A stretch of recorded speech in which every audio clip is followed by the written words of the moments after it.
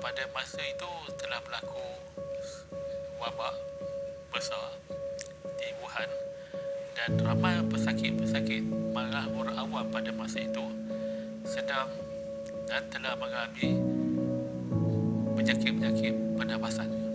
Daripada situlah mula namanya COVID-19 tahun 2019, Coronavirus 2019.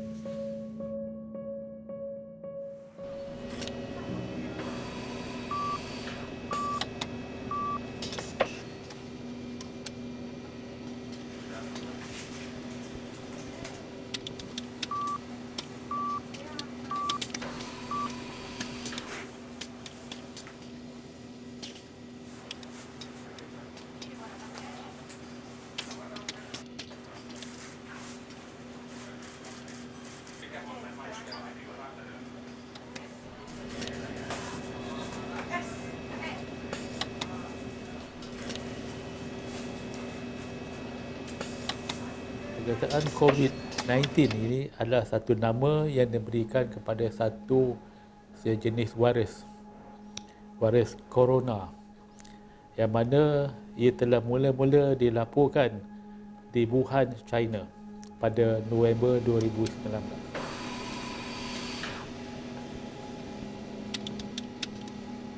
Di peringkat hospital, pesakit-pesakit COVID dirujuk daripada klinik-klinik kesihatan berhampiran ataupun daripada pengamal-pengamal perubatan swasta, daripada klinik swasta dan daripada hostel swasta. Pesakit-pesakit yang mengalami kesukaran bernafas, mereka rujuk kepada kita di Hospital Kuala Lumpur dan kita buat saringan dahulu. Kita buat ujian throat swab, nasal swab, nak pasti sama ada positif atau tidak. Pada permulaannya adalah ward yang kosong.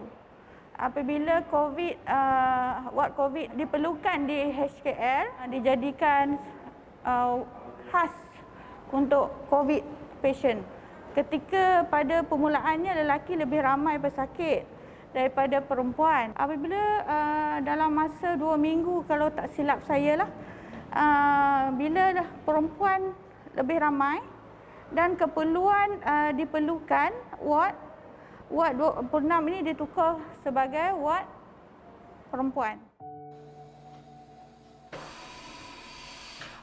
Sejak berlakunya kes COVID ni lah, so kita pun bertugas boleh katakan setiap hari. Kadang ada certain tu macam minggu pertama COVID tu, kita di perhubungan awam ataupun unit kursi korporat, kita bertugas 7 hari seminggu tanpa cuti lah. Tapi bila start COVID ni dia berbeza.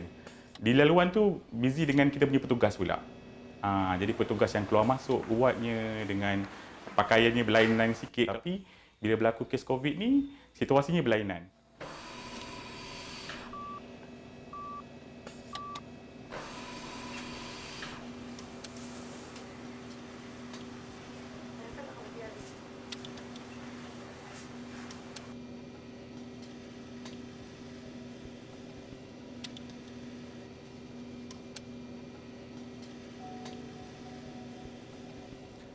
Jadi kami di hospital sebagai frontliner memang kita tahu bahawa ini adalah komitmen kita yang sangat besar. Hari-hari kami kerja setiap hari. Malah macam saya di peringkat pengurusan pun boleh katakan kami kerja 7 hari seminggu.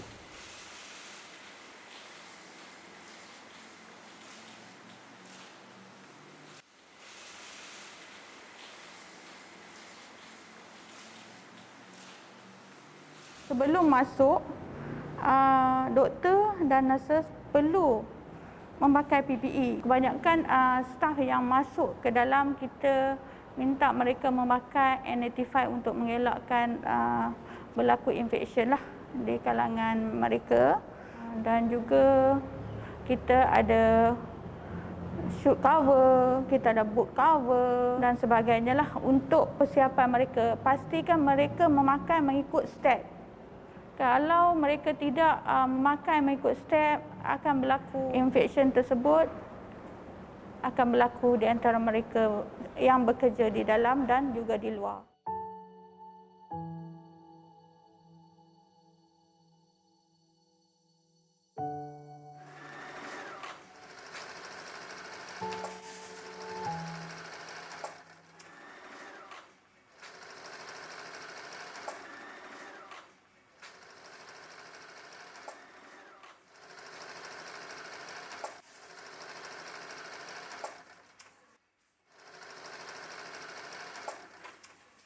Kita tahu kan sekarang ni musim COVID dan HKL lah memainkan peranan yang penting, dan kita membuat inisiatif ni daripada unit kawalan infeksi. Jadi library mengambil inisiatif ni lah sebagai kita panggil sokongan sosial kita bagi pada jabatan kita dan menyediakan start bermulanya COVID masa pada bulan 3 dan sebulan lebih lah kita jadikan perpustakaan sebagai pembuatan PPE frontliner ward COVID daripada perpustakaan, tempat rujukan, rujukan bahan. Di sini ada bilik komputer, zon cyber untuk pakar-pakar, doktor-doktor merujuk, dan sekarang kita jadikan pusat menjahit.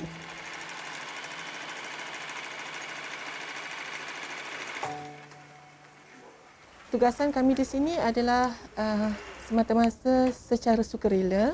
Bila kami dapat tahu dan kami diberitahu oleh seorang pakar kami mengatakan bahawa pihak hospital ada membuat penyediaan untuk PPE untuk kegunaan di hospital ini, dan mereka memerlukan sukarelawan untuk membantu mereka dalam penyediaan PPE. Kami akan datang tidak kira waktu. Kalau seawal 8.30 kami akan berada di sini, dan ada juga di kalangan kami yang hadir semasa hujung minggu mengikut ke lapangan masing-masing. Tidak ada paksaan, tidak ada jadual pengiliran. Ini adalah semata-mata sukarela untuk hadir membantu.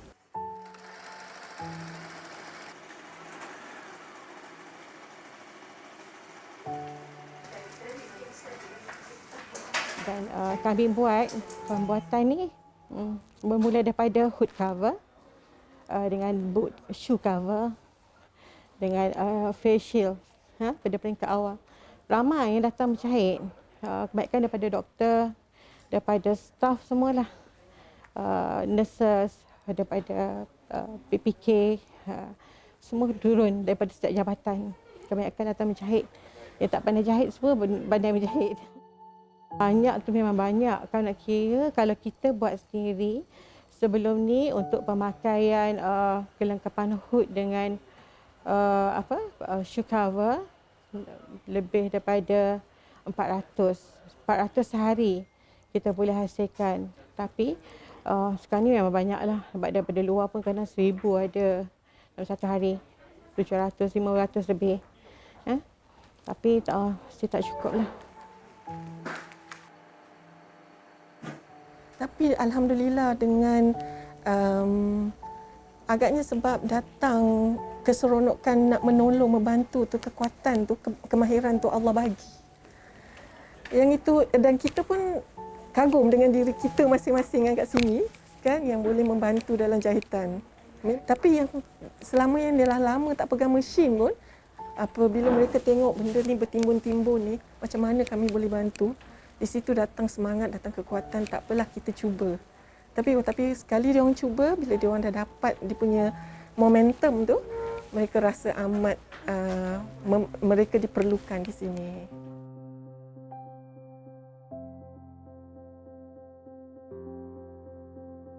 Kaki tangan yang sebagai frontliner di hospital, di klinik kesihatan, bahawa memang kita nak lihatkan bahawa keadaan ini dapat dikawal. Kita harapkan tidak berlaku kurang kematian dan sebagainya. Mobiliti dalam hospital kita dapat kurangkan. Ini untuk kebaikan kita bersama. Semoga barisan frontliner di sini tetap kuatlah, cekal dalam menghadapi wabak COVID-19 ini. Semoga kami di HKL ini terus kuat dan tabah menghadapi ujian ini. Dan kami terus bersemangat membantu untuk menyediakan pembuatan PPE frontliner ni. Kami dapat membuat sebanyak mana yang boleh sepanjang PPE ini diperlukan. Selagi ada tugas di sini, insya-Allah, selagi itu ya kami dan pasukan kami lah ramai yang turun untuk membantu.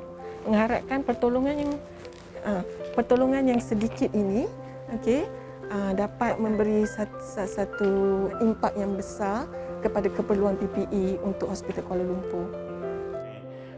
Tolong duduk di rumah, patuhi garis panduan dah ditetapkan oleh kerajaan dan keluar rumah tu jika perlu sahaja dan jika ada hal penting lah. Kalau tak ada apa-apa tu, tolonglah duduk di rumah. Kesianlah untuk frontliner, petugas barisan hadapan yang telah betul-betul rumus hampir sebulan, saya rasa dah lebih sebulan dah mereka bertugas. Jadi ambil ini sebagai satu pengajaran lah.